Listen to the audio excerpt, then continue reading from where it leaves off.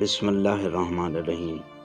شروع کرتا ہوں اللہ کے نام سے جو بڑا مہربان اور نہایت رحم والا ہے۔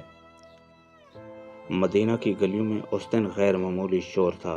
لوگ گھروں سے نکل کر ایک ہی بات کر رہے تھے، ایک خطرناک شیر شہر کے قریب آ گیا ہے۔ بچے خوفزدہ تھے، عورتیں دروازے بند کر رہی تھیں اور بہادر سمجھے جانے والے لوگ بھی اس شیر کے نام سے کانپ رہے تھے۔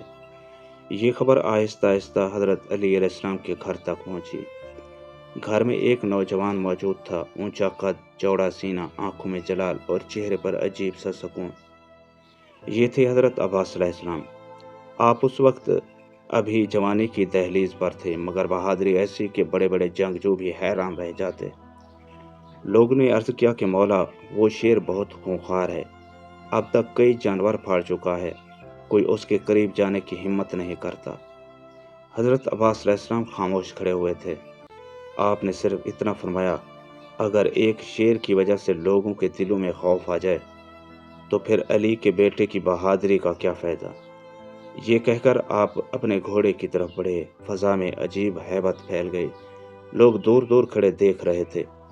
جیسے ہی حضرت عباس علیہ السلام اس میدان کے قریب پہنچے، اچانک جھاڑیوں میں سے ایک خوفناک شیر نکل آیا۔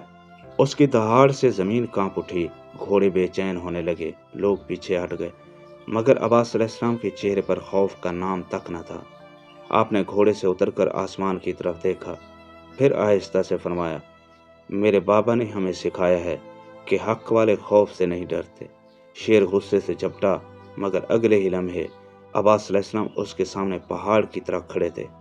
لوگ حیرت سے دیکھ رہے تھے کہ ایک نوجوان تنہا، بغیر کسی گھبراہٹ کے اس درندے کا مقابلہ کر رہا ہے۔ کچھ ہی دیر میں شیر پیچھے ہٹنے لگا اور پھر میدان خاموش ہو گیا۔ لوگوں کی زبان پر صرف ایک ہی نام تھا، عباس، عباس۔ اس دن مدینہ والوں نے سمجھ لیا کہ یہ صرف علی کا بیٹا نہیں، یہ شجاعت کا وہ سمندر ہے جسے دنیا ایک دن قمر بنی ہاشم کے نام سے یاد کرے گی۔ اس واقعے سے ہمیں یہ سبق ملتا ہے کہ حقیقی بہادری صرف طاقت کا نام نہیں، بلکہ خوف کے وقت حق پر ڈٹے رہنے کا نام ہے، اور جو انسان اللہ پر بھروسہ کر لے، پھر دنیا کی کوئی طاقت اسے جھکا نہیں سکتی۔